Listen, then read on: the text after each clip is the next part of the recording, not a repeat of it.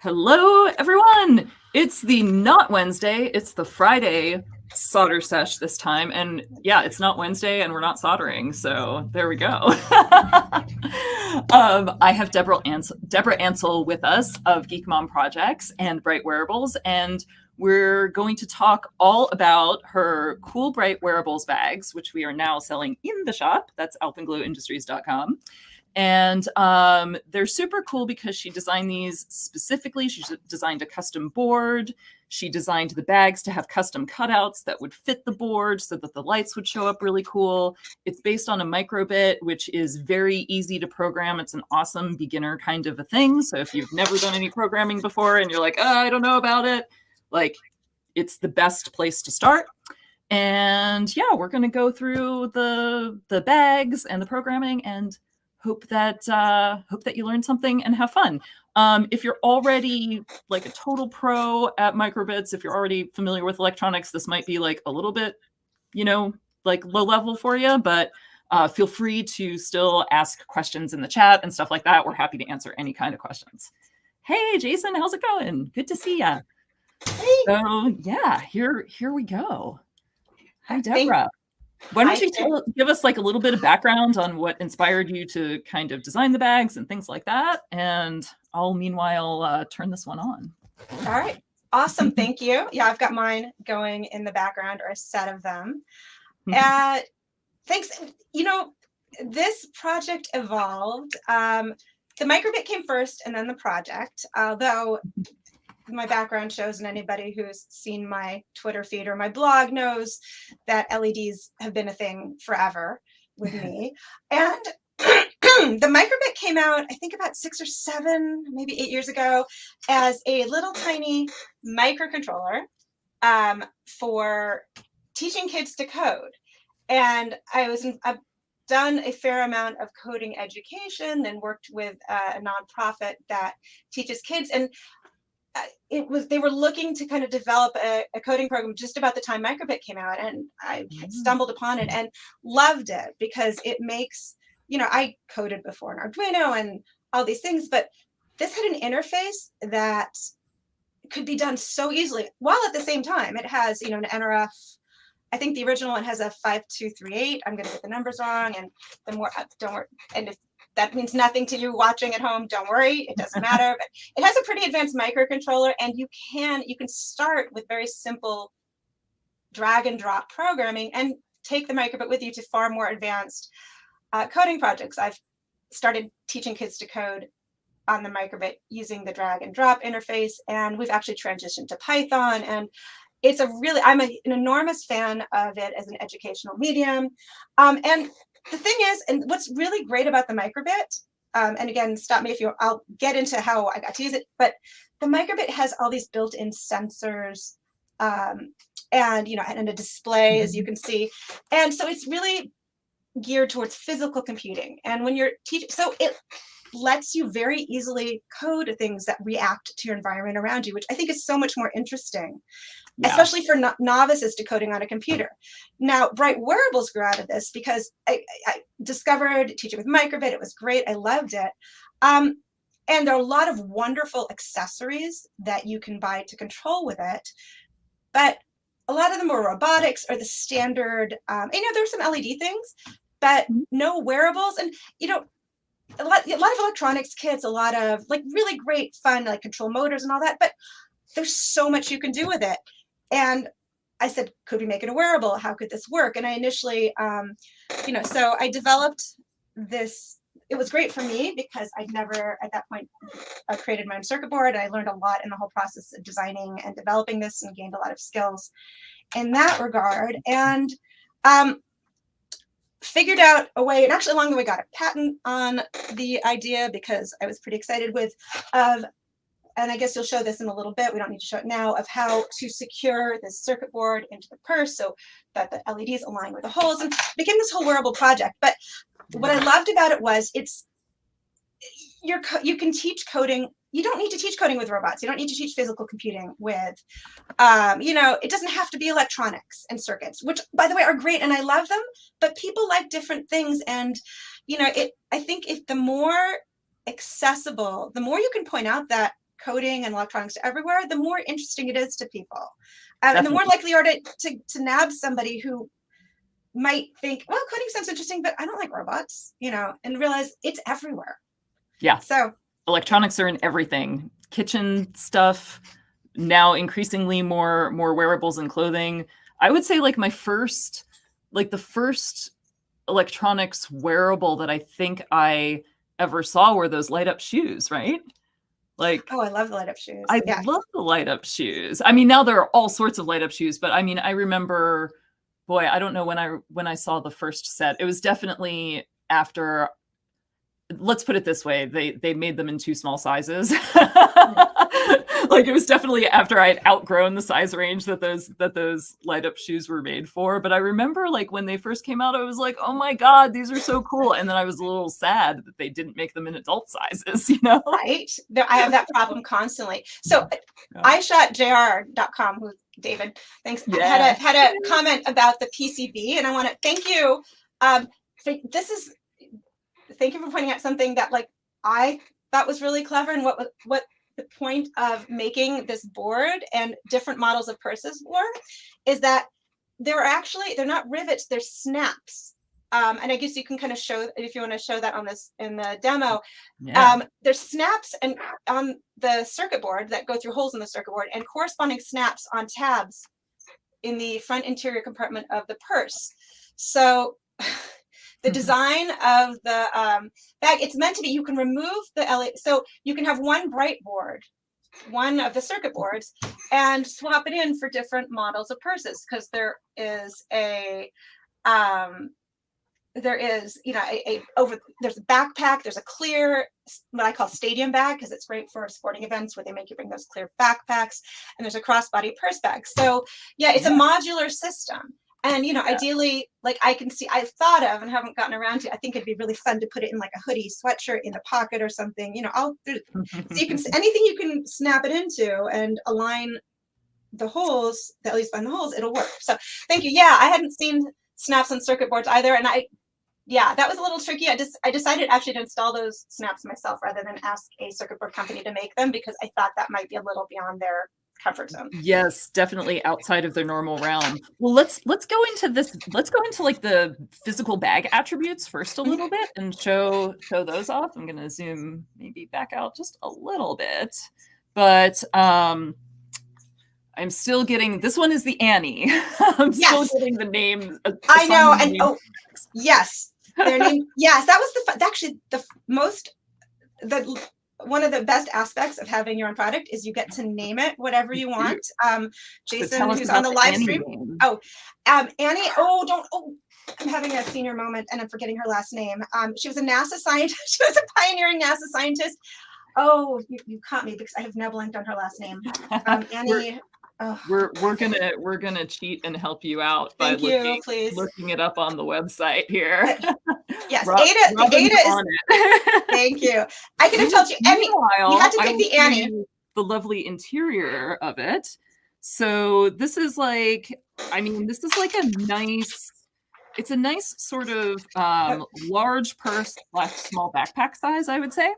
And it has like this interior zip pocket, so that's pretty nice for like keeping keys or things that you definitely don't want to get lost.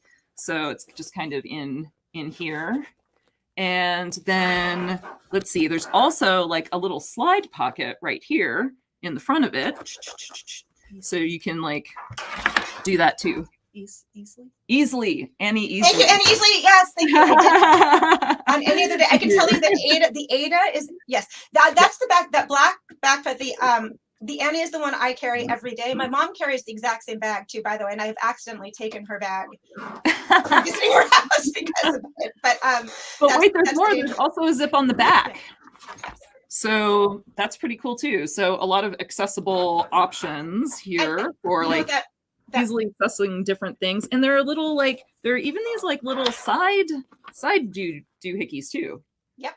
So not like, it's not water bottle sized, but it's like I don't know, shove something quick Tickets, in there size. parking ticket sized is Parking ticket size. Oh yeah, god. I mean, like I the hope parking I ticket don't needs get to any be in more and, of no, I those. mean in and out, the parking ticket for in and out of parking lots, not the kind where you Yeah. drive a little too quickly. But yeah, So I probably wouldn't use the front pocket for much since it's where the board lives, and there's not like a separate compartment here for the board. This is just sort of the board compartment. So I'd probably like leave this one just for the board.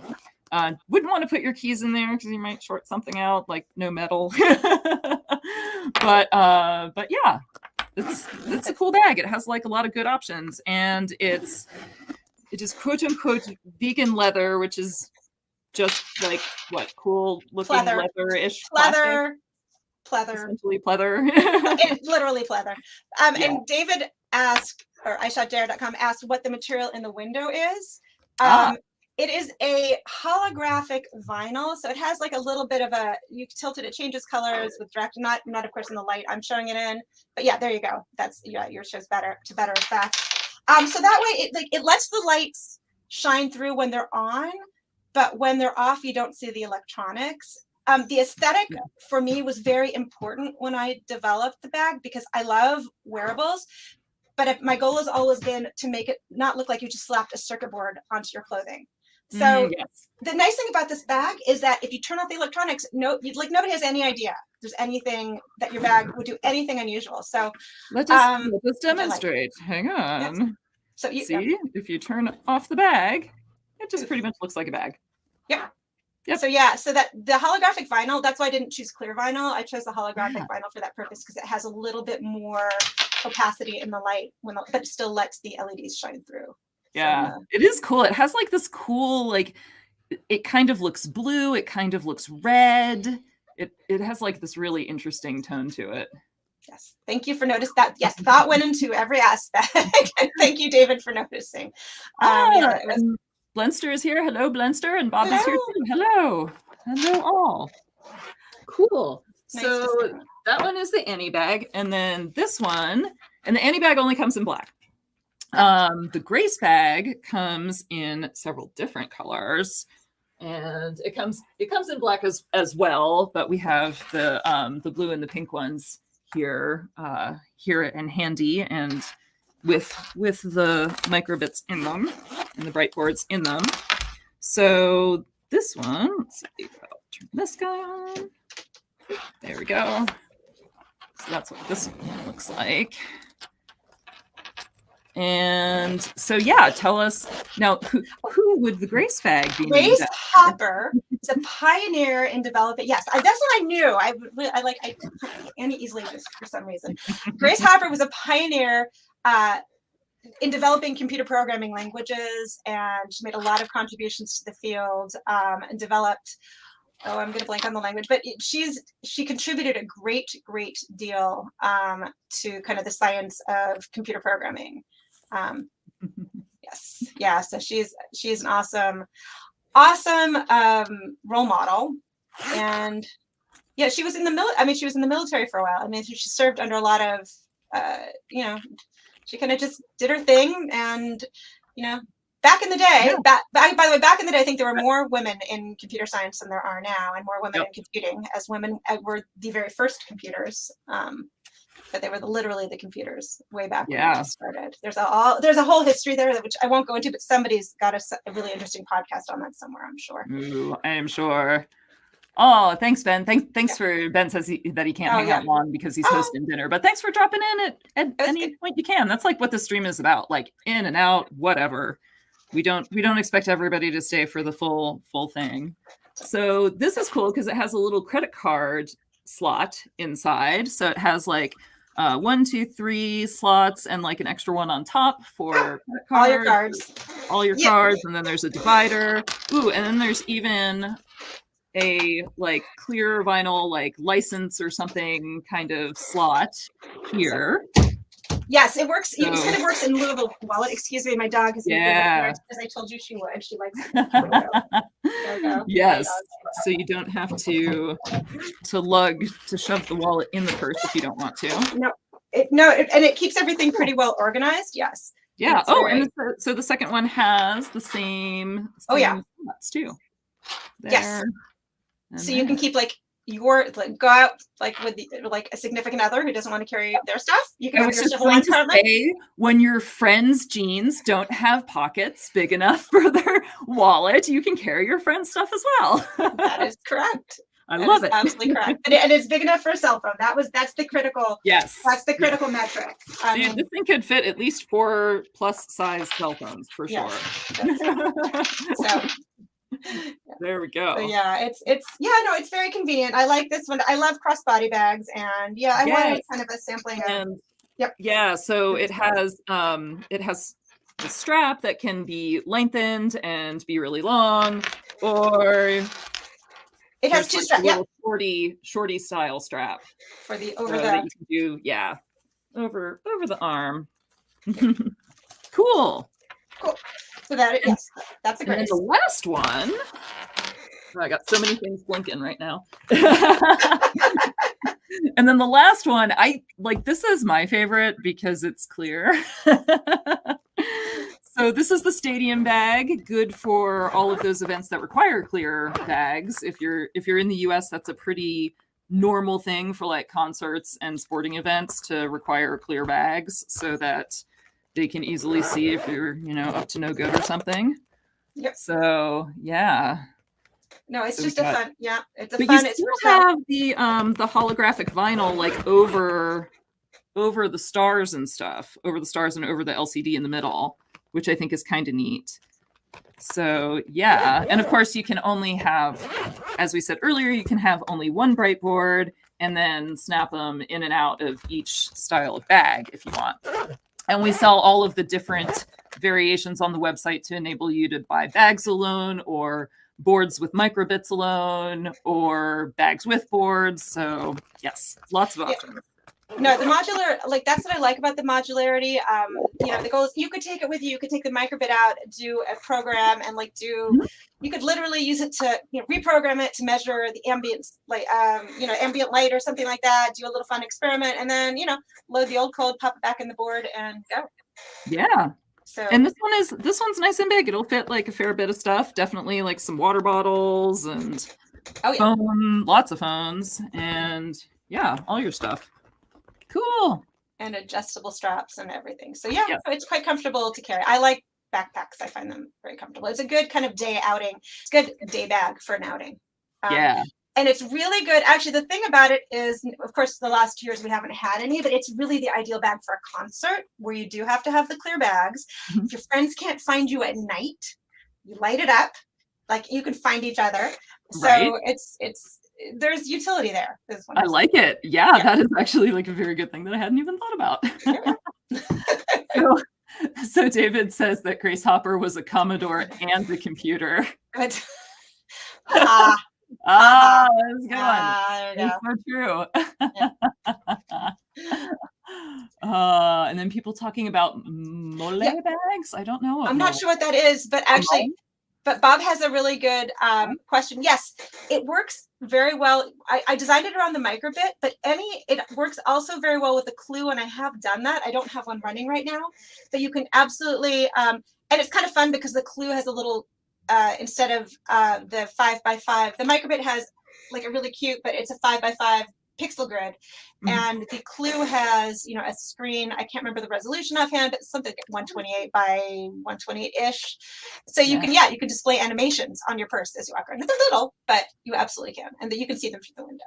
So and Bella did an Adafruit tutorial, I think, all about that. Exactly right. Yes, there's on the Adafruit website. There's a learn guide about using the Clue with the Bright bags and the Bright board. Cool. So it's all there. It's all out on the web for you to look up. Cool. Well, I think I might choose one of the other ones to be our project since they show up better on camera than the clear one does. We do love you. Oh, wait, you have to tell us about who this bag is named after. Oh, this is Ada Love. The Ada is Ada Lovelace, one of these pioneers. Like before there was electricity, she developed the theory much of the theory that underlies modern day computer science. You know, not quite Turing machine, but you know, the theory that of computation and oh, I should know more. I'm not gonna be able to say it very well, but so feel free to drop this in the chat if you can. Somebody can summarize her theory in like less than 50 words. But basically, she did a lot of it was mathematical work to develop the theory that would later become the foundation of computer science. She was a pioneer. Yes. Yes. So cool. Back in the day, before we had electricity, I mean, before there was a possibility of an actual physical computer. So the concept of a computing machine, of a thinking machine, has been around for a long time, which is, it's fascinating actually to realize that, you know, the concepts aren't new, but the ability to execute them is what changes sometimes. has greatly increased over the years. Yes, yes. And some could say we've gone too far, but I won't go there. So all right. So, okay. So these are also, by the way, the animations that are available straight out of the bag. Yes. Yes. And so there are also on the microbit.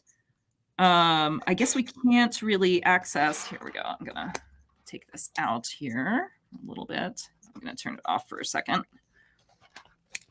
And then take this whole thing out.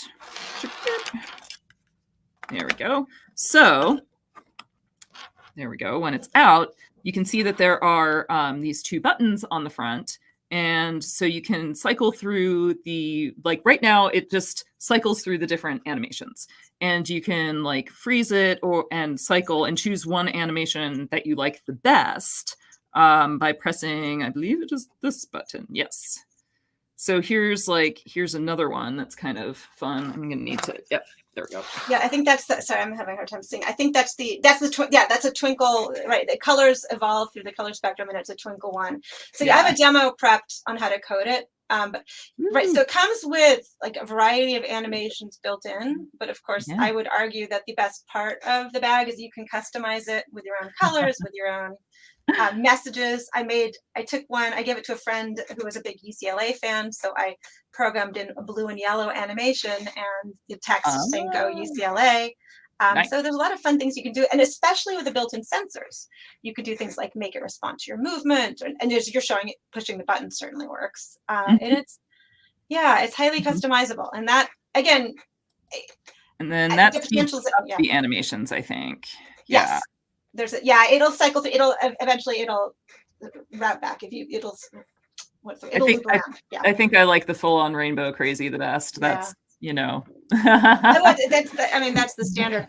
Yeah, if you'll notice, one thing I love about the microbit, by the way, if you look at, if you can see the bags in my background, of course, watch this demo fail because in real time. But I programmed. One thing that's really fun about the microbit is that it has built-in Bluetooth, and they make it so easy to use. Like if you've programmed Bluetooth, you can drag and drop a few blocks and have your microbit talk to another one. So the bags behind me are all coordinated to a central control, and if all goes well, cross your fingers. There we go. So yeah, I just changed them all to the sparkle animation. I just changed change again. Yeah, and that's the rainbow. So nice. You can also, if you want to have fun and you're going out with a friend, you can coordinate your bags. You could make your bag react if one of your friends shows up. So an aspect of this I liked for, again, reaching groups, and I have to say girls because they're not the ones you traditionally think of as engaging in, like, as being really enticed by the coding toys on the market. Or it's not a toy, but it's by the coding environments on the market, is that it can be very social. You can code your bag to react to your friends. You could have a group of friends go out with your bags and coordinate. You can make them talk to each other and react to each other. That's the best part of the microbit, frankly, as far as I'm concerned, is being able to communicate very easily. And so I'm going to Let me see. Yeah. There we go. I'm going to go back to rainbow mode because that's the most fun. There we go. Right. I know, right? So, There's something best. about rainbow mode. Right? Yeah, and like and you know, to be clear, purses are for everyone, as yes, Bob I'm sorry. out, like I call mine a shoulder bag. Exactly. It absolutely is. There's no reason that the word purse needs to actually be like gendered. But so. I think, okay, shoulder bag is absolutely fine. They're backpacks, honestly, though, to be honestly clear. They are backpacks, and yes, I did not. You know where I'm going with this, but yeah. Mine. I was anti-purse for a long time because of, you know, things. I felt like I needed to be anti-feminine for a while because I was fighting tooth and nail to be taken seriously in the world of engineering as a young woman, right? And so, you know, at some point somebody pointed out to me that I might like leave my wallet and keys at restaurants a lot less if I actually like had a purse instead of constantly having to put them on the table because my pockets were too small, right? And so I was given a purse actually for my birthday, and I was like, oh, I'm going to try this thing out for a bit. I don't know about it. And then, of course, I was like, whoa, this is actually pretty useful. Kind of like that. But honestly, I called it an auxiliary pocket for a long time. Look, this is an auxiliary pocket / shoulder bag that you can code. So yeah, no, there's nothing like it is beyond. It is a like purse plus, I guess. And yeah, Bob had a really good question about because I mentioned the Bluetooth that I've done this a demo where you can code. They can detect the signal strength if they're receiving a signal. So if you had two purses, and it could absolutely respond to proximity. You could have, I've done a fun demo where, you know, the color changes as you get closer and lessons you get far away. So you can absolutely do fun coordinated projects like that. That is, and David, yes, it is good because it's really a pain sometimes to have to carry, like if somebody doesn't want to carry a bag with their stuff, then you have to find room in your bag to shove things in. Yes, I think everybody should have their own. So yeah, it is for everybody. Yes, agreed. I love it. David's like, I have worn a purse my whole adult life, no qualms. Yes. I like that too. For a concert, you can have them dim in range, and when you two are close, and then brighten when you're far away, so that you can find each other. Yes, absolutely. Oh yeah, it's absolutely a fun possibility. The Bluetooth really opens up the communication, and especially because they make it so easy. I don't have that planned for the demo, but if we have time, I can just show how easily you can make a group of microbits communicate with each other. So there's some really nice built-in demos in the microbit learning guide library one called Firefly in particular that has a whole bunch of them, and it triggers this Firefly pattern of them all going off at once. And it's a very, you can do some great fun things with, I love like wireless communication, period. And it's Bluetooth, so it's not Wi-Fi, so it's pretty low energy. These batteries last a pretty long time when you take it out. So Bob is asking if you could do something to help groups of bags locate each other. Is there anything with microbit that can do range? Yeah. The Bluetooth signal strength. Bluetooth signal strength, but can it also point out like general location? No, but it could. I mean, the microbit has a built-in magnetometer and compass. Yeah. It can tell which direction you're pointing. Yeah. I'm trying to think, how does one? I mean, I suppose you could maybe do something where you like move in a circle, and it like you might be able to get the display to point at when it's like the highest or something. I don't know. That might be a little complicated. That would be the kind of thing I wouldn't program in block code. I would go ahead. I was just going to say that might be a lot of drag and drop blocks. Honestly, you could do it. I'm sure you could do something very clever. What they've done amazing things. If you actually dig into the code behind the blocks, they've done a lot of very clever things with the accelerometer to detect motion tracking, different kinds of motion. And it's actually quite hard to code that yourself. And yet it's literally drag and drop a block. I'm a big fan of this because it makes things fun. And so it's all, a lot is possible. It requires different degrees of effort. They've done a lot of the work for motion, gesture detection. That's the word I'm looking for gesture detection. I think if you were very clever and wanted to find a way to have two bags locate each other, you probably could between signal strength and the compass. I would suspect there's a way. I'm not coming up with it on top of my head though. No. Well, yeah, right. Have the LED like a compass, but you have to have right. But if one point's north and one point's south, you need position and orientation. And that becomes, you'd have to combine signal strength, relative signal strength, and you probably have to have one person hold still and the other person move a little bit in each direction, detect what's happening with the signal strength, and triangulate from there. And that would Yep. But not in block code. Well, speaking of block code, yes. should we look at how to program these things with block code? Yes, let's do it. That's the best part, is the ability to customize it. So thank you. I'm gonna should we share your screen? Yes, I'm going to share my screen. And do you want to drop the link into the chat from makecode.microbit.org? Yes. My screen is there. Okay, there we are. And I just saw Sean Himal actually in the picture. If you guys, a lot of people will know him. So this is the home page, and I just want to point out to briefly that I love Microbit. I've taught with Microbit, mostly kids. So Carrie has been told to stop me if I start to get too pedantic. There's no too pedantic. I mean, I it's stuff that works for kids also works for an adult when you're starting to learn things. Like, I use books written for kids. Like, technically, like, it's fine. Well, that's good. Beginners are beginners. My spiel is built from the ground up, and that's the way we're going to do it. And briefly, I just want to show some of the wonderful things. I really am a huge fan of Microbit.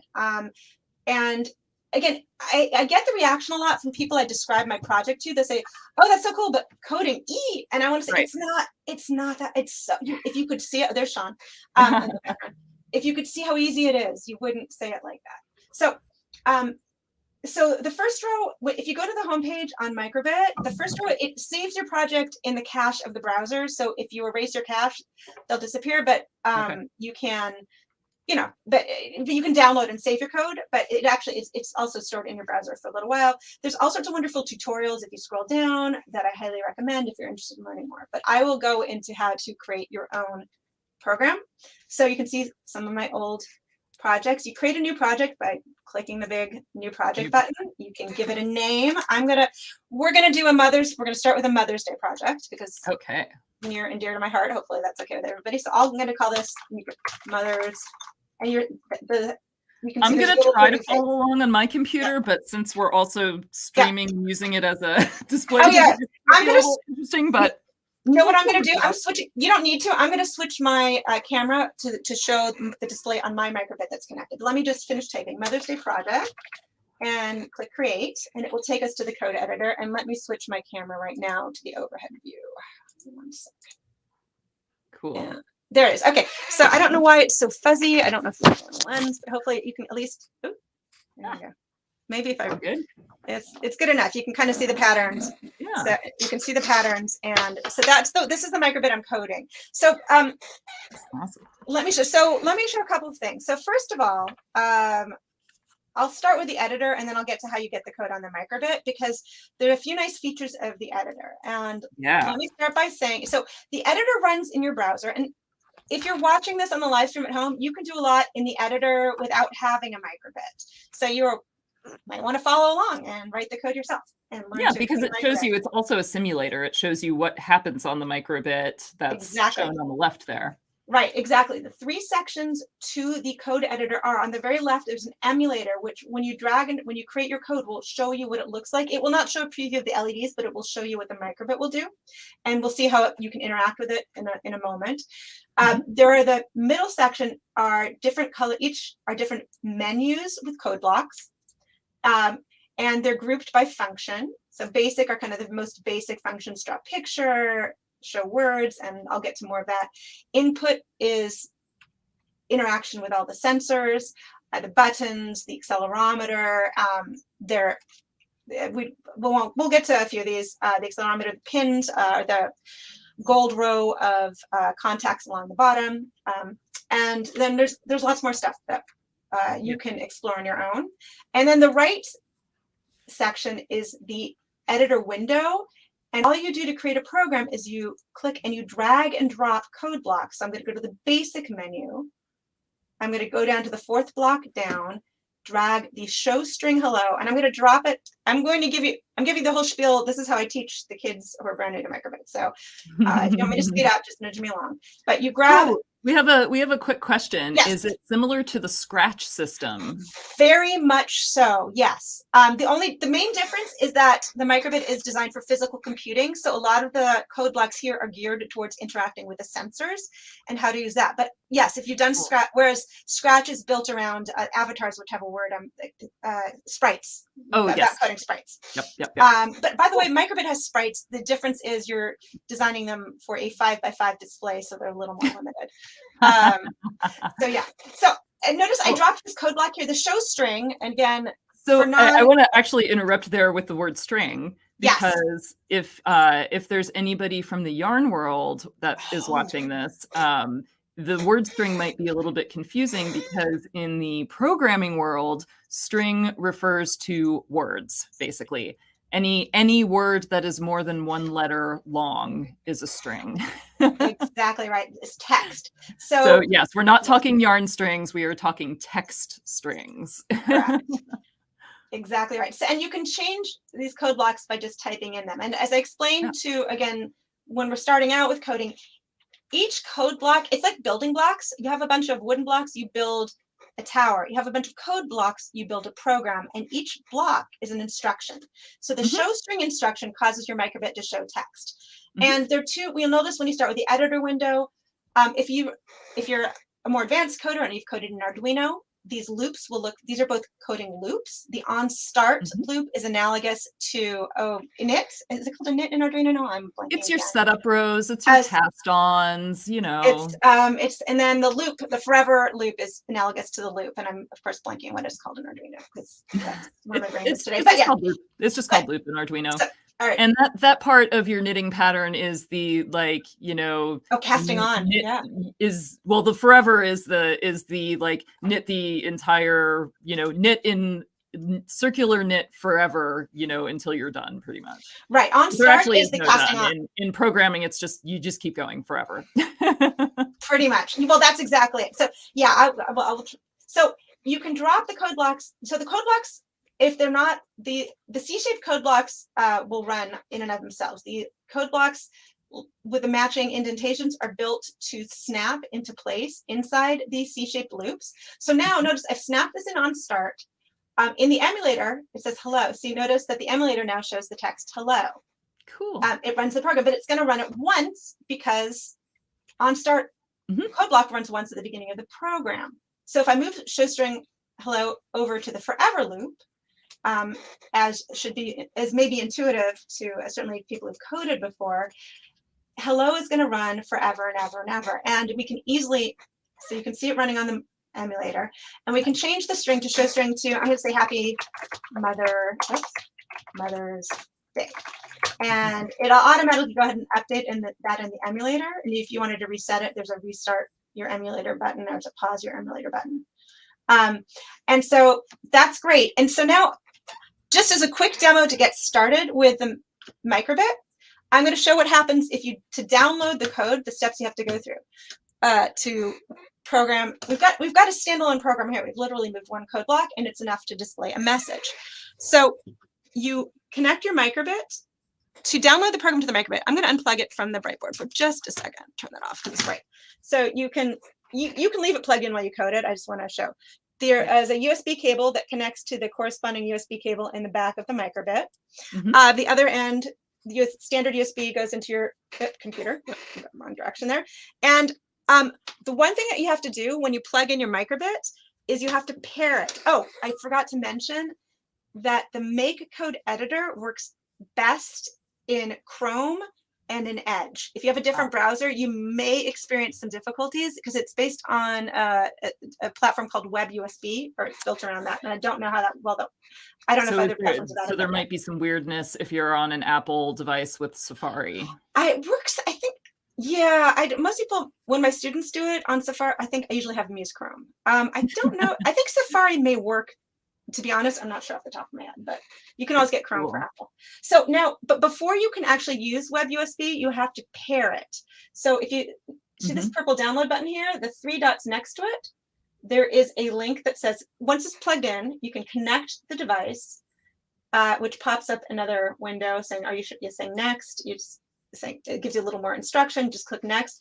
And you get a final menu with the name of the microbit that is connected to your computer. You have to select that microbit so it's highlighted and click connect, and it will tell you you're connected. And now, if I actually download the program by simply clicking the download button, one thing I like to tell my students is you can tell if you're worried if it's not talking, if that yellow light's blinking, it usually means your computer is communicating with a microbit.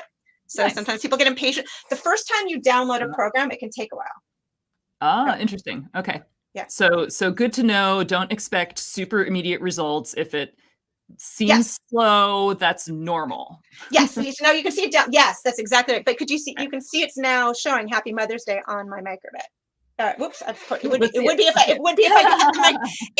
I held it under the camera. Sorry, I'm not very good at this. So yeah. And okay. So something about the microbit. So yeah, you got the two buttons here. There's a reset button on the back. So if I wanted to start the program over again, I could just. Of course, it's going to go forever, so it doesn't make much of a difference. But yes, okay, so reset only makes it start over. It doesn't like clear anything or erase anything. Correct. Now, one thing is if you're used to coding on a computer, or if you've never coded before, the difference between a microcontroller, which the microbit is, and a computer is a microcontroller only runs one program at a time. If you're on a computer, you're used to the ability to run multiple programs. So, like a microbit runs one program at a time, and it runs the program you give it. So right now the program I've told it to run is just keep saying Happy Mother's Day, which is great, but it's much more fun if you can add some LEDs, and that's what we'll do next. And I just want to check if I'm missing any questions. I think we're okay, but yes, it is great for embedded programming. All right, so moving forward. So let's add some LEDs. So what's neat about this, and what I really loved about, again, the microbit development environment, is they made it so anybody can develop an accessory. And even though I didn't, there's no built-in code menu to code the LEDs on the microbit, you can write software for your very own menu to go with your very own accessory. And you can run it locally if you just want to do it for yourself, or if you develop an official accessory, you can actually submit your code, which I did, and have it accepted, and actually create your own menu that anybody can use. So the way you add the menu. Oh. Nice. So you have basically a special menu that is for the Brightboard. Exactly right. It is the Brightboard menu, and I wrote the code. I coded it and submitted it to the Microbit Foundation, and they accepted it. It was actually kind of the first seriously published project I'd really done. I felt very proud. So nice. You should. It's an awesome project. Thank you. I learned a lot from doing it, and they did. If anybody's considering making their own, it is the best documented process I've ever gone through in terms of developing an add-on to a system. I'm a big fan. All right, nice. To add the Brightboard menu, you have to click the Advanced button. That gives you a whole nother section of menus. And at the very bottom of Advanced, there's an Extensions option. So clicking Extensions takes you to a very long list of extensions. And these are all accessories, a lot of robots, a lot of electronics. To find the Brightboard, you just go up to the search bar and I think Bright. And Bob makes a good point. So here, let me show you a little bit more about what's happening, and I'll zoom in here in a second. So when we talk about the Brightboard and it being powered by the microbit, here, hang on, I'm just gonna go back to. And that's fine. I'm having an issue. And so what we're talking about is this. So this is the Brightboard with the microbit, and this little little rectangle in the middle, which you could also see on that simulator. This is the microbit. So this is the brains of everything, essentially. This is what you program. This controls all of the LEDs. And the Brightboard is the board that Debra made. And it has this ring of LEDs around it and the snaps on it. And it's what, makes the bags look super cool and integrates with them. So that's how that works. And this is the Brightboard, and that is the microbit. Yes, and the microbit is made by the Microbit Foundation, and the Bright Yes. board is made by Bright Wearables. And yes, there are very, very many accessories available. And make code, the drag and drop code editor that we're showing you is like Microsoft, right? Correct. That is Microsoft. There are a whole bunch of different like products and companies coming together to make this all work. Yes, there actually Adafruit has its own make code platform for coding their Circuit Playground, and different people have adapted it for other uses. So this is kind of Microbit's adaptation of make code. Okay, am I still sharing screen or no? I will put you back to screen sharing. Okay. There you go. I had a what's going on moment where I typed Bright into the search engine, and then what you're supposed to see is the Microbit Bright board code extension, and then you just click it. It wasn't showing up at first, so I refreshed my browser, and then it showed up the next time I searched. The answer to 90% of the problems you will encounter in the make code environment is to refresh your browser. Just good to know. And then I think David asked, can you use web Bluetooth? I think they were experimenting with it, but not off the top of my head, not with the make code editor now. And there's also another question from Bob. Do either the Microbit or the Bright board have an I2C? Well, I've broken out the I2C pins for, if you can see on the back of the Bright board itself. Yeah, exactly. There's two connectors. One, with power, I think they're the Grove connector format. So you can connect, actually, if you want to add additional sensors or accessories, you can actually connect them and program them using these accessories. So yes, I2C is broken out in that cool. sense. I2C. I can't remember how it's both. Yeah. Okay. So now you see when we got back to the editor window, the Brightboard menu is there. That's the best We have menu. our Happy Mother's Day code running. That's right. So what I'm going to show now is how you get started adding the Brightboard. So I'm going to do something super, super simple just to show the basics. Cool. So this is the Brightboard menu after you've added the little Brightboard plugin to it. Yes. After we've gone through we went down to edit extensions, searched for the word Bright or board or Brightboard, and clicked to the button to add it. It shows up here along with the rest of the menus. And so, yeah, you can do some super simple things. Like I'll just start very, very simply by you can drag a block that says set all pixels to, and there's a color, and put it in on start. Now, I'm doing this on purpose for a specific reason. So if you set all pixels to, and then if you click the color, there's a simple drop-down menu. You can choose, some preset colors, but you can also design your own. If you know RGB, like red, green, blue components of your color, you can specify those, and also like specific ones. Yeah. But I'll show that. So I'm going to set it to yellow, but this sets the pixels in memory. If you want it to actually display, you need to go back to the Brightboard menu. If you're you have to get used to this. If you're used to coding LEDs, this seems very obvious, and if you're not, it seems completely unintuitive. Right. And I'm used to it now, but in the beginning, I was like, why isn't it showing? Why isn't it showing? And the usual reason is I forgot to add the show block after. Now, some of them will actually show, like, for example, this fade to pattern block will show along the way. I'll explain later. But anyway, so now if I do this, on start, set all pixels to yellow and show. So that's something that I don't think we've seen yet in this demo, is that you can add instructions below and it'll automatically just like link those in so that you can like, place them in. Yeah. You can drag and drop. The one thing that's tricky is if I wanted to get rid of this one, I would have to, they'll both come with it. Then you'd have to drag them both out and then separate them. But it snaps pretty intuitively. So there's some chat in the chat about like who is Microbit, what is Microsoft and stuff like that. Isn't it the BBC Microbit? Well, there was the back history is BBC made I can't remember the name of the coding platform. They made actually a little tiny programmable board many years ago. Very early on, and it's like a classic like PCB with a very old controller that people could program in the very early days of computers. The Microbit Foundation kind of revisited that concept, and when they developed the board, they initially gave like thousands to every. I don't remember what the year was. It's the equivalent of 7th graders in America, but everywhere they're a nonprofit whose mission is education, strictly education. So they're their own thing. Microsoft makes the code editor, the drag and drop code editor. It's an open source code editor that anybody can use, and Microbit uses it. Adafruit uses it. There's different entities that you could use it. Oh, interesting. Okay. So Yeah. Okay, so the Microsoft Make code is just like sort of a rebranding of something that was originally released by. That's it. BBC Micro. Yes, thank you, David. Oh, you're so good to have around. Ah. The name of the computer was BBC Micro. It was back in the early days, and it was the days of you could kind of build your own program at home, and people doing very low level tinkering in the very early days. And this is a not at all related to the British Broadcasting Company or whatever. BBC well, no, I think that for. they sponsored it. I do okay. not know what their relationship to the Microbit Foundation is at this point. It's an independent kind of foundation. Okay. Nonprofit. Cool. I think the BBC is nonprofit too, and somebody who's British might have a better take on how that works.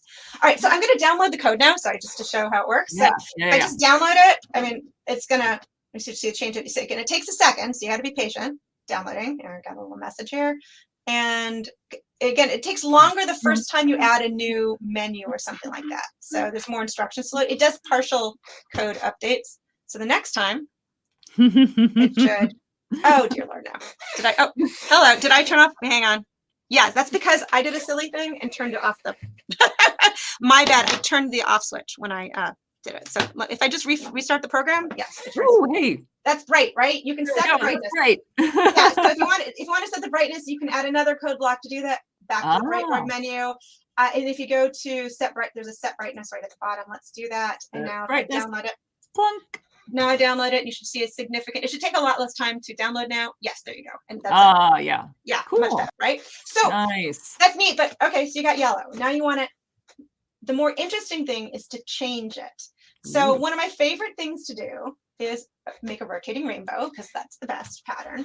And the easiest way to do that is to go to, I'm going to take this old code out. One thing that's actually really, really useful to know, and it's not necessarily intuitive, is when you're done with the code block, and you want to get rid of it, just drag it back over to the menus and let go. Got it. Poof, gone. So let's make a rainbow. That's actually pretty easy.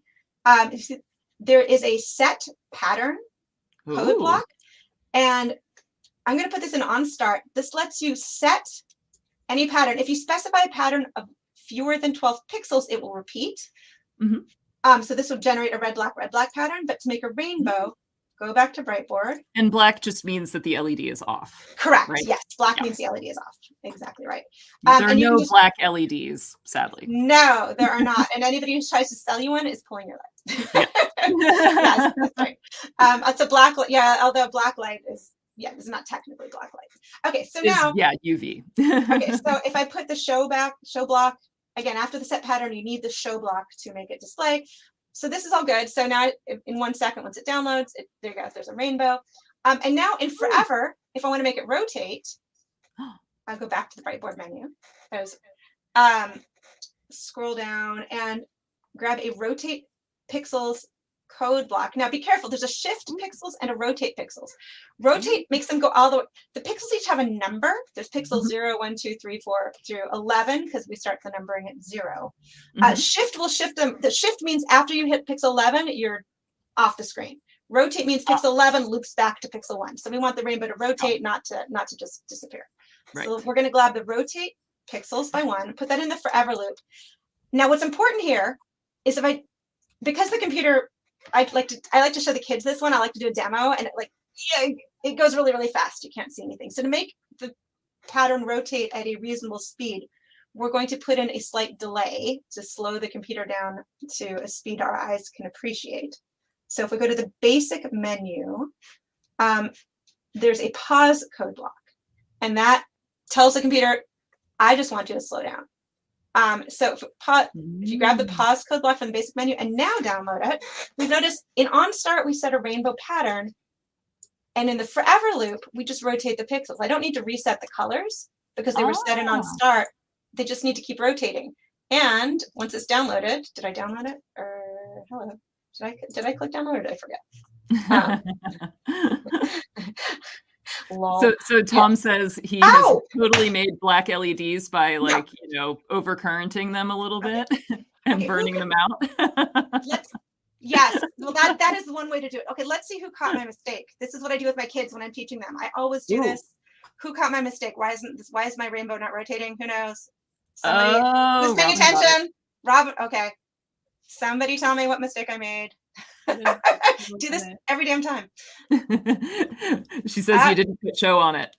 I didn't. Yes, Robin got it. Robin, give Robin the prize. I forgot show. See, I told you I was going to do that, and sure enough, I did. I rotated the pixels, but nothing's going to happen until I show them. So, right. Yeah, they are rotating in memory. They're just not rotating on my board every darn time. So, and teaching, it does that, so it doesn't automatically show, because that way you could basically like set up a whole bunch of like different individual colors on your different LEDs if you wanted to, and it then click show, and it would just do that from the beginning instead of like maybe first doing red and then doing yellow and then doing blue or something like that. Yes, in fact, I have an effect. The next demo, if I have, will actually explicitly make use of setting up two different. I have a demo where you dim all the pixels that are already there, and then you light up a single pixel. And rather than like, you don't want to dim all the pixels and then see that, and then see the single, you want it to appear kind of seamlessly in one step. Right. There's a reason, even though it lets you make mistakes like I do. There's a reason for it. Like it seems weird that it doesn't automatically do it, but yeah, there are reasons that it allows you to make pattern. It allows you to make more patterns. It allows you to generate more, to have a more complicated pattern design process going on behind the scenes without visually seeing. You can hide some of the magic. No, there's a reason I grabbed this again. There's a reason kind of unique to Microbit that I left this show string code block out. And I'm going to show you what happens if I put this back in the forever loop. This is a Microbit unique phenomenon. If I download the code now, if I put that show string back, it will certainly scroll the message. But if you look at the Microbit, what's going to happen is the pixels are not rotating while the message is playing. It's only doing one thing at a time, huh? Right. That's because show string in Microbit is blocking. Now, there's a way to do it non-blocking, but that gets complicated. The easiest workaround for that is to, one thing you can do in Microbit that you can't do in a lot of other programming language is to have a second forever loop. Well, I thought you just told us, Debra, that a microcontroller couldn't do two things at once. Yes. Well, this is a very clever microcontroller. So we really can. Yes. That is pretty clever. It is pretty clever. So you can have two loops. And now if I put the show string in one loop and the rotate pixels in a separate loop, they will actually happen simultaneously. So that's how you display a message and a pattern at the same time. That's cool. Yeah, and that's Microbit specific. Everybody, even people who know how to code, get caught up in the show string is blocking and it won't let something else happen while it's going. And I run up against that a lot when you're trying to make a program that responds to sensors in real time. The last thing you want to have in your program is blocking code because it can't check the sensors while it's doing something else. So you have to be careful. I've gotten caught up on that numerous times. So that's. Yeah, absolutely. Always revert your working demo to a starting. Yeah, I have saved working versions of every demo I've planned in case things go catastrophically wrong. But what I like to do, it's good to talk about like mistakes and leaving stuff out, because people are going to do those things when, like, I do those things when I first start out, when I'm not quite in the groove yet and thinking about all of the things. So being able to show like recovering from that and why it didn't do what it's supposed to do is really helpful. Yeah. Exactly, especially for novice coders. That's one of the hardest things to get into for a coder, is that, when you do a math problem, it's right or it's wrong, but engineering and coding are an iterative process, and there's always mistakes along the way. And I've been programming. I mean, I'm not a professional, but I've been programming for a long time, and I still make silly mistakes all the time, but it's part of the process. And I like to use them when I'm teaching as an educational element. Like, who can figure out my mistake? Because that's a great way to learn. It's figuring out somebody else's mistakes. All right, so let's go. So should we do another demo? Or I'll do whatever. I can easy. Yeah, let's do another demo. What's another cool LED pattern that we can do? Oh, well, actually, you talked about like showing something that makes use of setting everything up and then doing the show. So let's we'll do exactly that. So and then I think the Twinkle one is fun if we have time. Yeah. But let's do. I'm gonna leave Happy Mother's Day running because it's almost Mother's Day. But instead of a rotating rainbow, we're going to have like a comet effect. We're going to have a pixel streaking around the circle. And I take a moment to we'll add some sensor effects to this one. I if we can get a little more complicated, we can make the comet change direction when we push a button, for example, or when we tilt it, that's even more fun. So here's what we're going to do. I'm going to ratchet it up a notch, and we're going to introduce the concept of a variable. So we're going to get rid of the set pattern. We won't need this. I like to keep the brightness at 64, and we can get rid of the show and on start. We're gonna have a single color rotating around the microbit in a comet pattern, and when we shake the microbit, that the color will change. Right?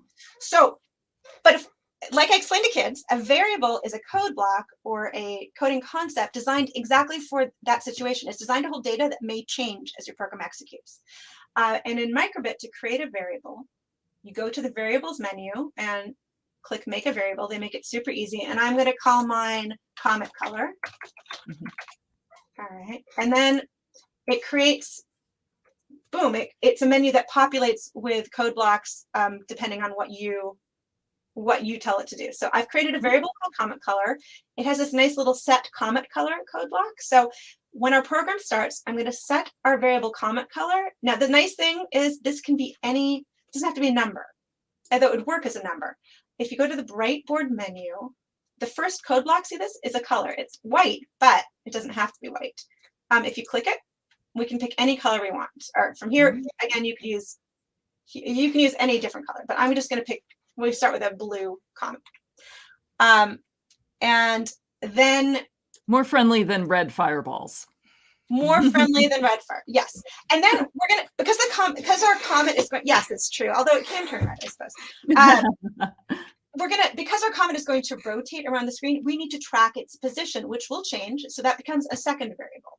So we'll go back to the variables menu. So color is going to change, so that's one variable, and position is going to change, so that's another variable. Correct. Okay, so we'll call this position. And position will be the index, the number of the LEDs, and that can range from 0 to 11, because that's the 12 pixels. So we create a variable called position and grab that set position. We initialize our variable. That's what this is. So when our program starts, it's 0. And now we're going to leave this Happy Mother's Day running, but we'll use the forever loop here that shows the colors to hey, Debra, is it possible for you to show us that, like, just the startup? Yes. Well, yes, but nothing's going to happen just yet, because you'll see, because I haven't shown. I haven't set any pixels I haven't set a pixel any color yet. So here's what I'm going to do. So yeah. Okay. And I don't actually so the next step is to I'm making this more complicated. I can get this effect more simply, but it won't let me change the color the way I'm doing it. So this is what I'm going to do. So go to Brightboard and just set a single pixel. You scroll down to where did I put it? I've lost it. Set pixel. Hang on. There is a set pixel. Yeah, there we go. Set near the bottom of the menu. Set pixel 0 to, or set. So we go to forever, and we're going to set the pixel, but we don't want to set. We want to set the pixel wherever our comet is. So we'll go back to our variables menu. Grab the variable position. So the pixel at numbered position will become the color specified by the variable comet color. So I've gone back to the variables menu and grabbed comet color, and then show. So now I purposely took out the rotate, and I'll show you why. But if I download the code now, and I'll show you what happens when I plug it back in. So we're gonna layer on some effects and show you. I think that's a good idea. Show the impact of each step. So right now it's not very exciting. It just we're constantly setting. It's pixel 0. It's staying there, and it's blue. That's great. And so nothing's happening. Actually, take out the rotate pixels. We're going to, and I'll tell you why. So now we don't want to rotate the pixel because we want it to be able to change the color. So what we're going to do to make the pixel move around is change the value of position. So actually, I'm going to do this in a different order. So let's put in the on shake part first, because that's kind of fun. So let's change the color before we do that. Sure, yeah. So if you want all the code blocks that respond to sensor input are on the input menu. And if you go to input and select on shake, See that? And what's really fun about this is the gesture detection is very clever. Again, if you go look at the code, they've done a great deal of work, the underlying code, but it can detect all kinds of gestures. Shake is the most basic, but it can tell when you flip it upside down, different degrees of acceleration and all that. So on shake, what we're going to do is change the color to a random color. So all we have to do is to do that, we've got our on shake code block, go back to variables, grab the set code block and drop it in on shake. And instead of setting the position, we're going to actually set, if you click, it allows you to set the comet color. And instead of setting it to a specific color, we're going to take advantage of the random color code block on the Brightboard menu. Right? And so now, if we download the code now, if we download the code, so it's just one line of code really inside an on shake block, but so I think the code's downloaded. So now if I shake the micro, yeah, it's a little hard to see the resolution. Yeah, can you see it every time I shake it? No, we can see it. It kind of changes to green and then it's blue. Hang on, yeah. Yeah. All right, let's take it. It's changing green. I'm getting a lot of greens and blues right now. Yellow. There we go. I got a yellow. All right. Yes, random does not mean non-repeating. Apparently not. Never in a demo. No, never in a demo. Okay, so this is great. Cool. So I just want to pause and kind of go over that. So basically on our startup, we said, okay, there are two pieces of information that are going to be changing that we want to react to things that we're doing. And that is going to be the comet color, so the color of our LED, and it's going to be the position of that LED. And so then in our forever loop, we're saying, okay, well, the first thing we want to do is we want to set the LED in that position to our comet color. But then simultaneously on shake, we'll set that color to something random. Correct. Yes. Cool. So we can change, right, even though it's setting the pixel, since we made comet color a variable, this is going to get called over and over. So if the variable comet color changes to a new value, then it will automatically get set to that new value the next time that loop goes around.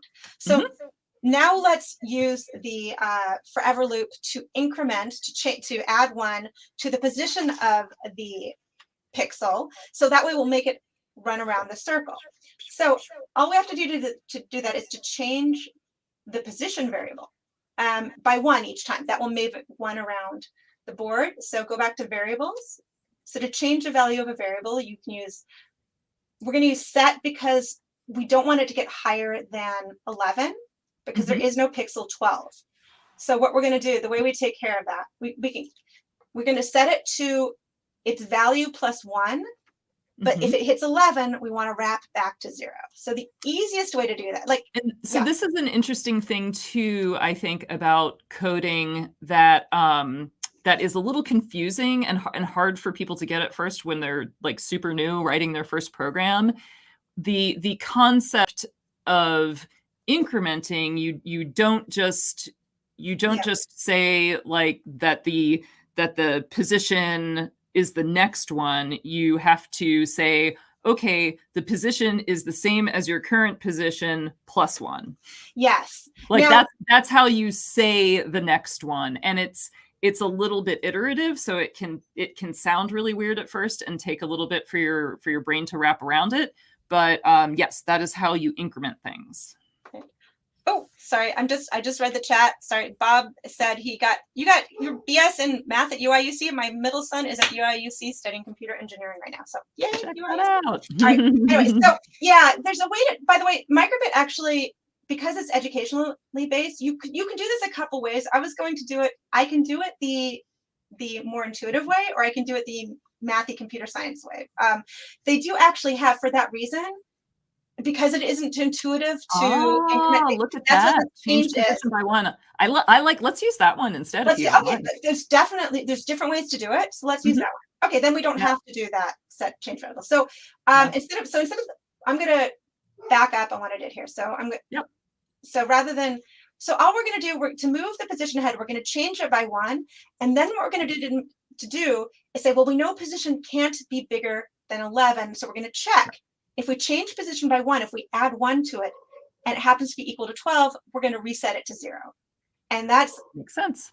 so we need a statement that does one thing most of the time and another thing if position is equal to 12. And that's a conditional statement, and it's on the logic menu. Yeah. Kind of like the seconds on a digital clock, right? If you have a watch that counts up seconds, right? When you get to 59, you don't go to 60, you wrap back to 0. So it's the same kind of concept that we're doing here. Just when we get to 12, we'll wrap back around to 0. Exactly right. Okay, so we're going to use an if statement to do that, to make it wrap.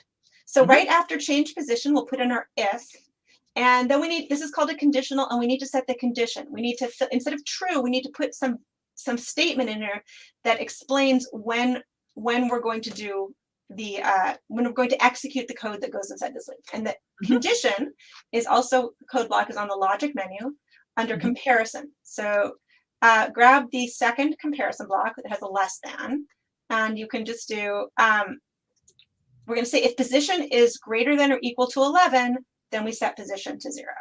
So go to the variables menu, grab that position variable. Technically, if you're checking every time, it should never get greater than 11, but we like to keep those things in our code because just in case a gremlin walks in. Yes, it is the superstitious background. That is correct. We should be able to say position equals 11, and correct. That's another thing that's weird. Position is greater than or equal to 12. Sorry, if it's greater than 11 or greater than or equal to 12. Right. That is, yes. So I'm going to do greater than or equal to 12, and then we set position back to 0 if it's greater, and that's it. So now, I've made it rotate around, but watch what happens, and so let's see.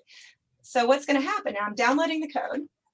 So you get used to things. Ooh. Oh, look at that! But it filled up the whole screen. Right now, it's still moving around, but it's changed. Right, but it's not changing color, so you can't see where you can't see it moving anymore because it just filled it once. Yep. Right. So here comes the fun part. So here's where we're going to add multiple steps together before you execute show. So this shows you. So right now we're only making one change to the pixels. So what will be more interesting now is we can generate a comet, the effect of a comet with a tail, if right before we change the position of our comet, we fade all the other pixels.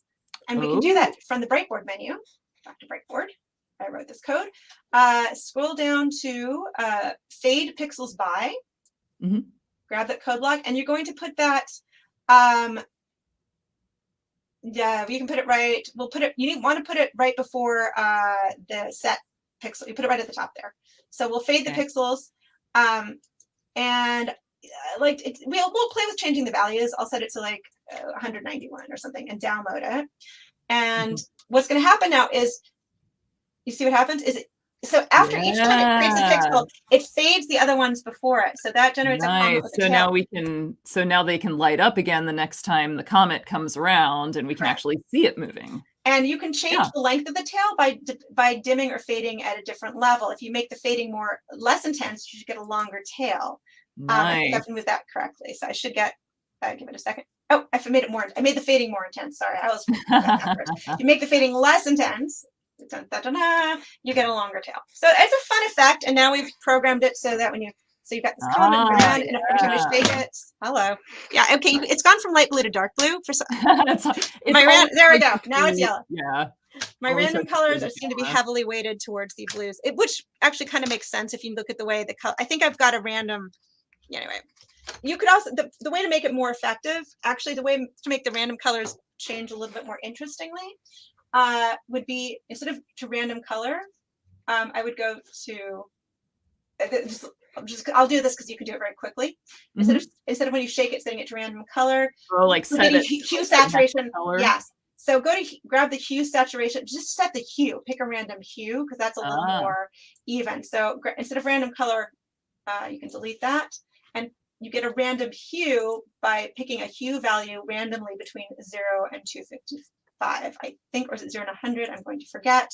We'll try it both ways. So so people might also notice that there are ranges that are kind of weird. Like I think that when you're not a programmer, you're used to seeing things in terms of percent, like having a range of 0 to 100. You might notice that there are some ranges that are 0 to 255, and you might be like, what is going on there? And the reason is that sometimes numbers are encoded as 8 bits, and 8 bits can store a number from all the way from 0 to 255. And so you tend to see that as a range a lot in computers because it's like the length of the number that you can store there, minimum to maximum. Correct. Exactly right. Yeah. Yes, there've been some fun articles about people commenting on these oddly specific numbers. Right. Yeah. Yeah. And that's a really fun use for article search. All right. So I've done a couple of demos. I don't know if you want to. I can do more. I type it. And if anybody has any questions, I'll take requests. I can take this and definitely like shout out some requests from the comments. The comments tend to be like on a little bit of a delay from what we're seeing. But I would say it would be interesting to see the demo code that is shipped with them. And how can you like maybe it's less intimidating to start with something that's already completely done and just start like poking and changing numbers there. So what are the cool numbers that you could change that would like make an immediate effect? Okay. So the demo code that's shipped, do you have I don't know if you have a link to download that yourself on the site. If not, we will provide it. Yes, we will provide it. Let me here. I will here. I think I don't have it. I'm going to drag and drop it. Yeah, that's a good point. We should make sure that is added. So you can always revert to listings or to your like little information system on your website so that people can always go back to the code that it was shipped with. Correct. Oh, so what we've got. Oh, I think I have the. Make it produce beer. I wish. Thank you very much. Dude, if my microcontrollers could just suddenly like spout beer, that would be the holy grail of like the most amazing thing in the world. You can, because of the Bluetooth. I mean, in a way, you could if you really wanted to take it to some kind of. I'm used to working with kids, so I'm going to call it kind of slightly demented direction. is you could absolutely have it communicate with your phone and have your phone do the GPS and get GPS. It absolutely can be done, not trivially through the code blocks, but yes, you could, if you really wanted to. You could absolutely hook it up to your phone in a way that uses like the GPS and uses some app and turns like blue if you're in the neighborhood, like a certain right to somebody, bar or something like that. Yeah. I'm sorry, I'm just going to grab the demo code. So I wasn't expecting to drag it. There's more pizza and beer going on in the chat, which is really making me hungry right now. All right, hang on. Where's my demo code? Here it is. Okay, of course. Might need more I2C connectors. Is the the pizza connector. Why didn't I think of that? Okay. Well, there's IC with the bagel pin, so we're almost there. So what I'm doing is I'm just literally dragging in. By the way, if you download the code, you can, if you download it not to the microbit, if you disconnect the microbit and click download, you generate a hex file, which you can then drag and drop into the editor and edit later. So this is I'm going to zoom back out. Hang on. Whoops. The reason I got that error message was this was developed in an old. I should get that error message popping back up again. Just click try to fix. It's because I developed it in a previous version of MakeCode. It doesn't. It just click the. It's an update. Just click try to fix and it's fine. So sorry. There's a lot going on. There's a lot going on here. There's the way I did it was I broke functionality out into functions, which is a really useful thing to do. So I had so if you're trying to have things not block each other, so there are different modes available. There's a way to increment the value of a pixel. There's a way to increment the hue because some of the animations have the hue changing. Oh my goodness, sorry, the code blocks. Now, oh my goodness. All right, function. Yeah, these are all functions called by some of that. There's a main loop. I'll show you where the main loop is, and that's probably the easiest place to get started. So, yeah, I'm going to zoom out even more. Good luck reading the text, but you could go. I'll zoom in on the main loop. So the main loop is, I've got two main loops. One is for the microbit display, the 5x5 grid, and that's this right here. And the other is for the LEDs. And again, the reason to do that was so they don't interfere with each other. Now, some of these look a little funny. This is the display. And what I've done here is, and I'll show you this neat trick if you're interested in coding. What you're coding with blocks, but see how some of these blocks look gray? Each block you do generates code in JavaScript, and you can actually see it. You don't have to do it at all, but behind the scenes, you can see what you're doing if you click this JavaScript tab. And this is all the code. Who already knows a bit of JavaScript, they might find that useful and interesting. Well, and in fact, that's what I did here, because remember I said that the display, when you type in it, is a blocking function. These images are blocking function too. So I actually went into the JavaScript and turned down the time. You can. That's why it turned to gray, or I don't know what color that is. Puce. And see that 10 is it's. If I took this out, so here, this is the show icon names.heart. If I go into the JavaScript and I find it again, heart.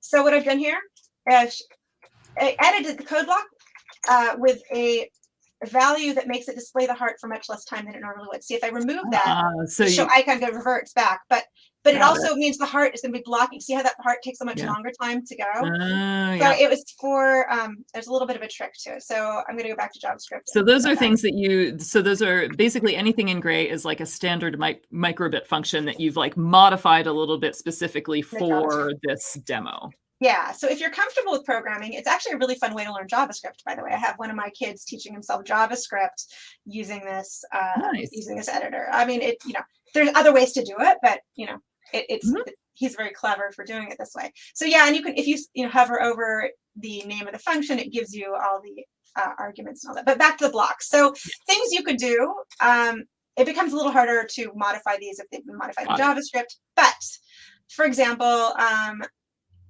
yeah, I would modify that. I would possibly, I'm not sure I would modify the demo code that much. You can make it like fade quicker. There's a few, if you're just starting out, I probably wouldn't recommend modifying it. I would start with something simpler. Yeah, it's a lot more complicated than I thought, because it's like it's creating so many different patterns and it's cycling through them and it's doing things both on the display and on the LEDs around it. So it probably is like, it's probably a little complex, but if you're interested and, you want to kind of see how other people do things, I think it's kind of cool. Yeah. Like, for example, one thing you could do. So yeah, so if I'm going to download the code as is, and it should run the demo on my microbit. Now I should go back to kind of the standard. Give it a second to download. There we go. Okay, so now it's running the demo code. And I'm good. If you can increment, I think the modes, was it button? Which one increments? It's A, right? Yeah. So that's the rainbow mode right there. That's mode 3. And you wouldn't know this other than I wrote the code, but see, this is where the rainbow gets set. So if I wanted to, I could set a different pattern. Right now it's a rainbow. I could swap that out. Instead of a rotating rainbow, I can do a pattern. There's a gradient. You can make a pattern gradient. So I can grab that gradient instead of set pattern that. Oh, I don't want to set. I'm going to take out set pattern entirely, and I'm going to make it a gradient that evolves from red to green and goes from 0 to 12, and download that. And then the third pattern won't be this rotating rainbow. It will be a rotating gradient. I don't know how that will look, to be honest, but we'll find out. So that's the first pattern 1, pattern 2, and then I click it again and. Well, okay, but we can change the colors on the gradient. So we can make it go from blue to green, and it'll be more obvious that it's not a rainbow. So we could change that, download it. So you can, I mean, the beauty of this, though, is you might as well, it's complicated. Why am I guess blue to green is too subtle. All right, there's a happy medium in here somewhere. Live demos, folks. I'm going from orange to green. So. Yeah. Well, it's also starting. Oh, it's also hang on. I'm on the wrong. First pattern. I forgot to go to. Yeah, that was my fault for not going to the third pattern. Yes, there we go. Okay, so yeah, orange to green gradient. Yes, the beauty of this is you can go on an experiment, and if you break something, you throw away your code, you go back and you get the demo code and you do something else. So it's actually a great way to learn, and that's one of the reasons kids learn so much faster than adults when they're starting out with coding. They're not afraid to break things. They are absolutely unafraid to break things, and honestly, you really won't. It's a great thing to see. Yeah. All right. So I can show you how to make a Twinkle demo. We can certainly play with this, but yeah, this isn't probably for somebody who's more interested in how to. If you're interested in developing really advanced functionality in the microbit, you're probably past the block editor. I think this program is about at the limit. I've seen worse. Trust me, I have seen worse, and you can do it. But at that point, you might want to start writing your own functions in JavaScript or making. What I would do if you were going to do this is actually this is getting far more advanced. I'm so happy to teach an advanced microbit course later. This is probably not the day for it. You can you could actually take each of these functions and make them their own. You can make your own code blocks. You have so much flexibility. Oh, interesting. And then they're much easier to use and your code looks much simpler. And but you need to kind of understand what's happening at a basic level before you do that. But you can really get pretty advanced. You can very easily develop your own menus and your own functionality based on what's in there. Yeah. Let's do the Twinkle. Let's do Twinkle. I'm going to try to. We have a new computer since we originally did this, so I don't have the Bright extension installed. So I'm going to go through that while you're talking, and I'm going to see if I can simultaneously do something on mine and show you that. Well, I have to install it since I'm starting a new program anyhow for this. I will have to install the Brightboard extension as well. Every time you start a new program, you have to install the new extensions. I'm going to go back to actually hang on 1 second because I want to remember what I did before I I want to make sure I'm not doing something stupid because all right, off the top. Okay, so I'm pulling it up in another window just to cheat. Okay, this is not so hard. Yeah. Twinkle's not so bad. All right. So what we're going to do is we're going to create a twinkling display, and this one's actually remarkably short to code, which is nice.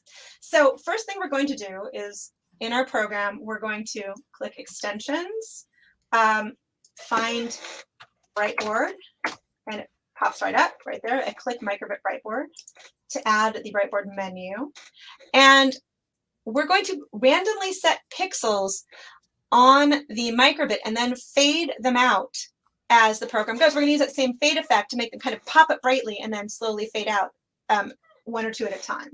So we're not going to put anything in on start, but in our forever loop, we're going to do a couple things using the random function to make the pixels appear in random colors and at seemingly random times.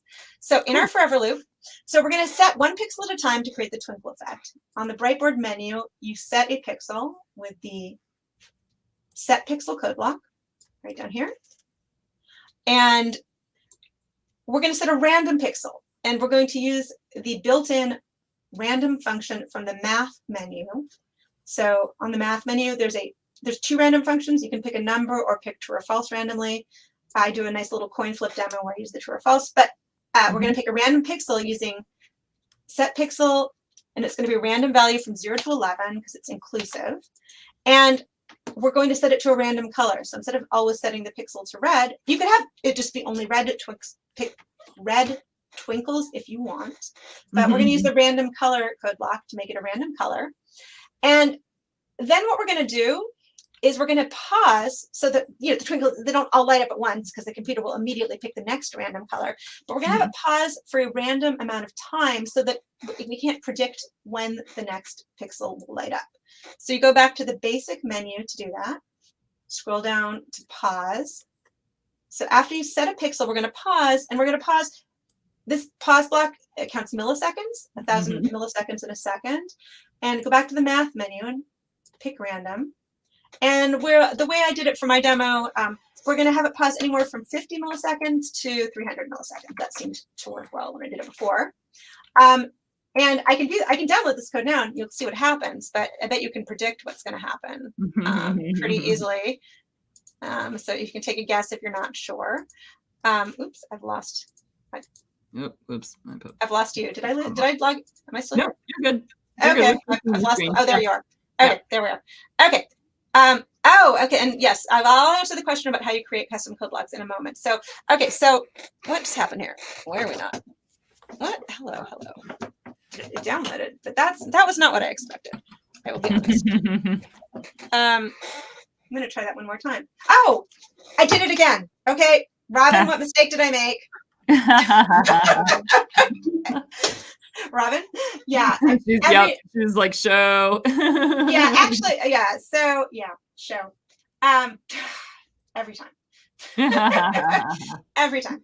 Okay. Oops. And that what for some it unpaired itself. Okay. If it unpairs itself, don't panic. Just pair it again.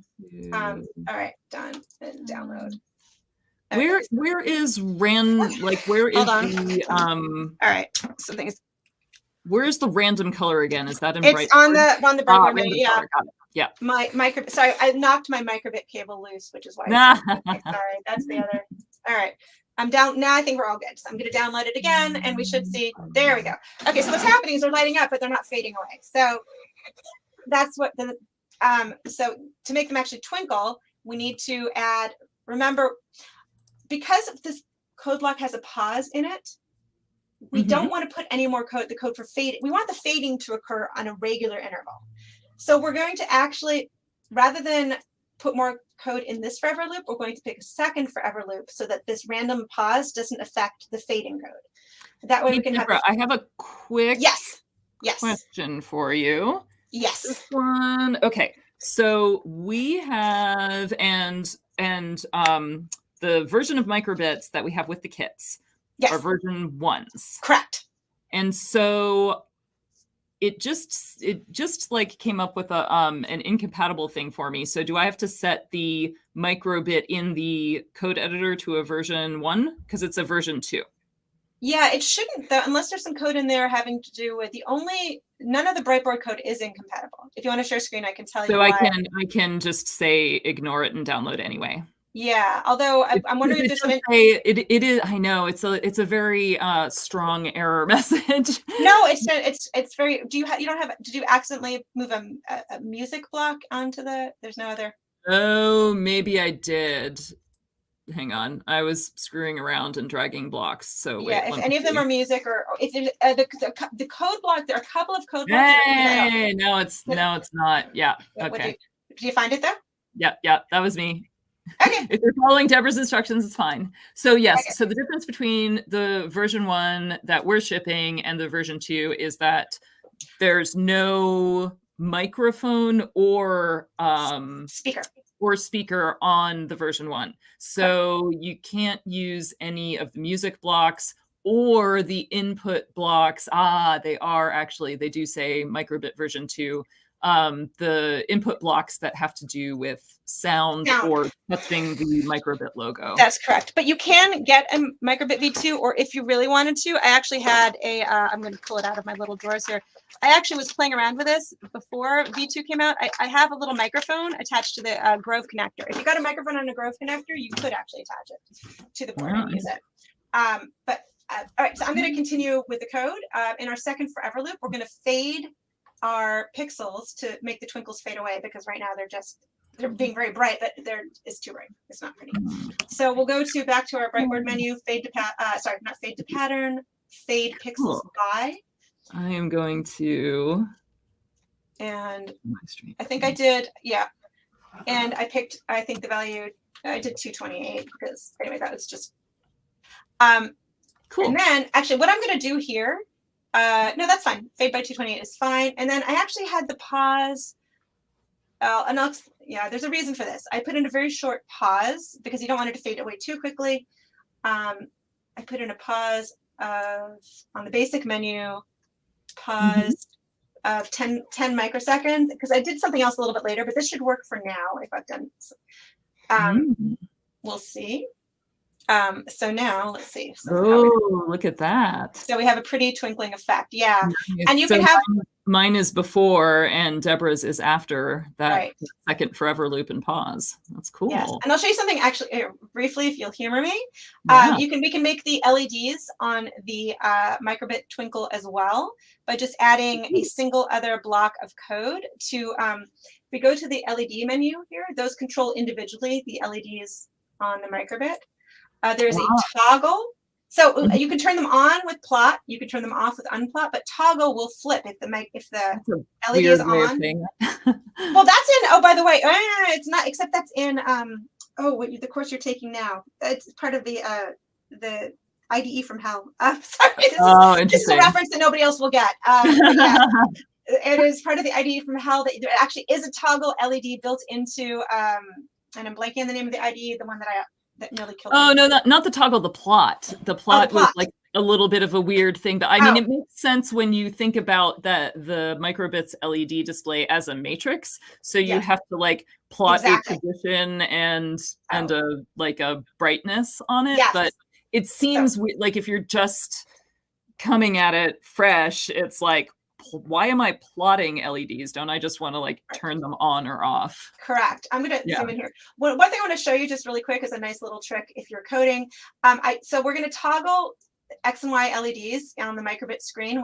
We're going to toggle them randomly. So I went back to the math menu and picked a random LED. The LEDs horizontally and vertically run from 0 to 4. I want another, so this is going to be a random X value from 0 to 4. If you want to, rather than go back to the menu to get that block, you could right mouse click or double tap if you're on one of those touch pads and duplicate the block. And then you don't have to, you can just nice, and drop it in place. And now this will actually generate, this is going to make the LEDs on the in the middle of the microbit toggle as well. So nice. That's kind of a fun little effect there. So yeah, that's a fun overall Twinkle effect to have.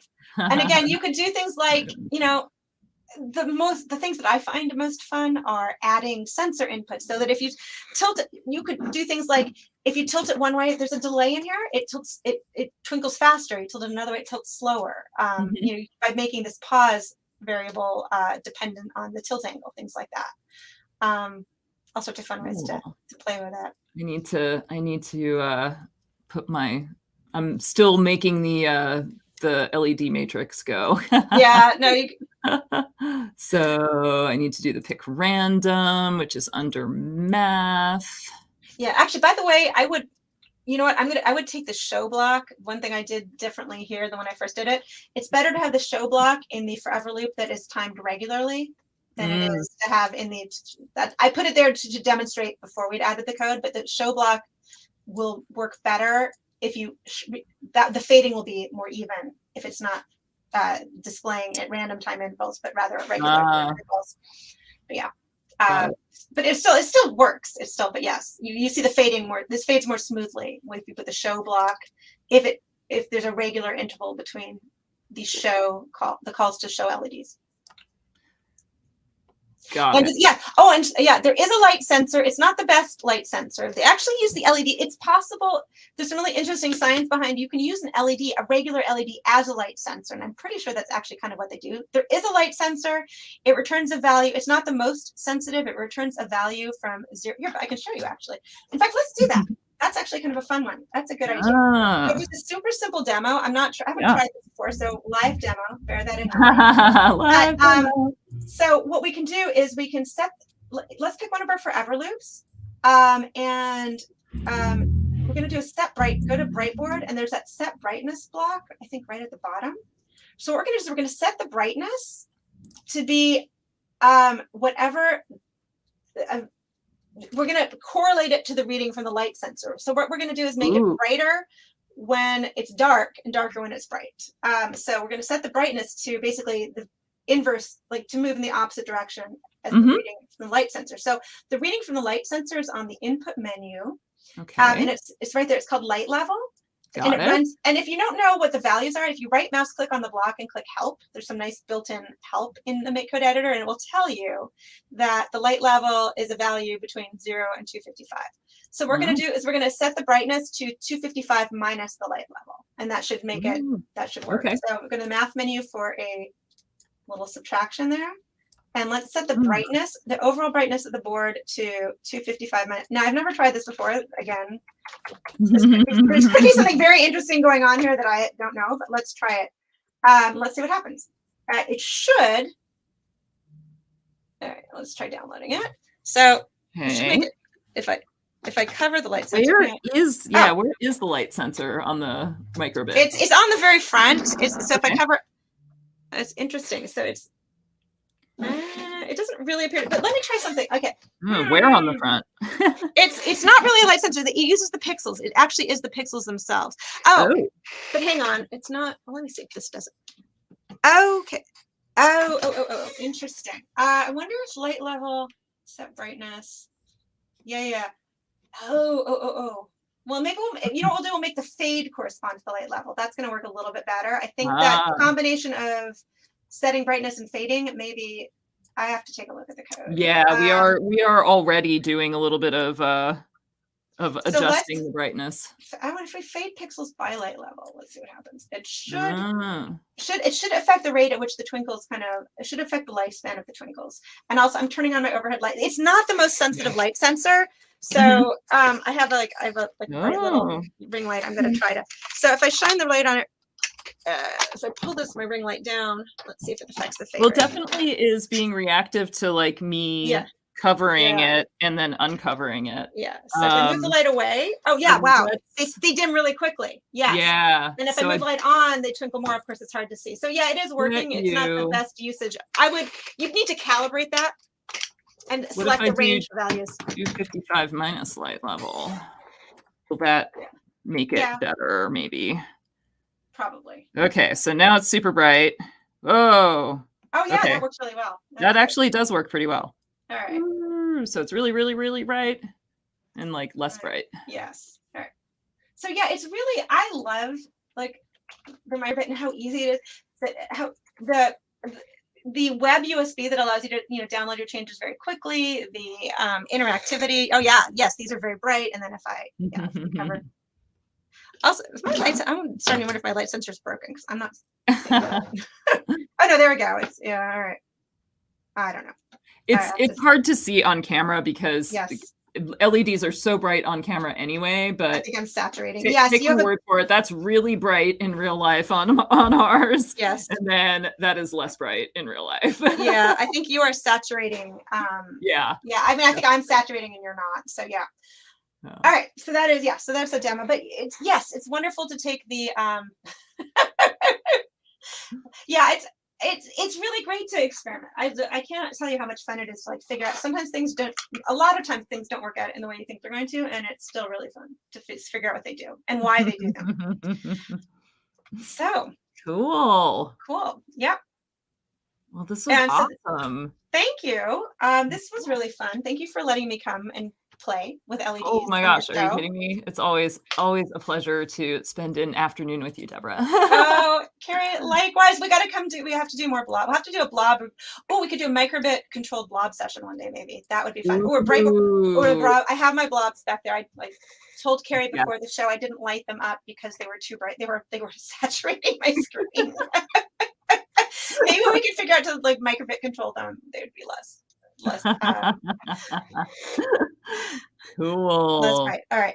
But is there anything else that we should know about the boards or the bags or anything? I wanted to point out something that I forget about is that in order for the bright board LEDs to light up, so the ones that are in the ring, you have to actually plug it into the auxiliary power. Yes. They won't light up through just the USB interface. So if you have plugged your USB in and you've reprogrammed your Brightboard and you're like, why aren't my LEDs lighting up?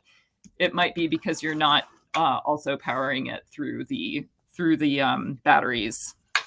And that is a good point. And there's also a power switch. Be careful. There's a power switch on the back of the Brightboard as well as on the battery pack. It just so happens the battery pack's like, you don't need the switch on the battery pack. I tend to use the one on the Brightboard only because I will occasionally, it's a little bit safer to use alkaline batteries, but it's a nice way to carry around. If you're carrying around one of the shoulder bags, I will call them, / backpacks, I will often use a phone charger, like a portable phone charger to power the Brightboard. And in a pinch, it's actually been very useful at times because I always have one on me and can charge my phone in a pinch. So you can use a portable phone charger. You need to get a cable that has the right connector for the Brightboard on it called a barrel jack.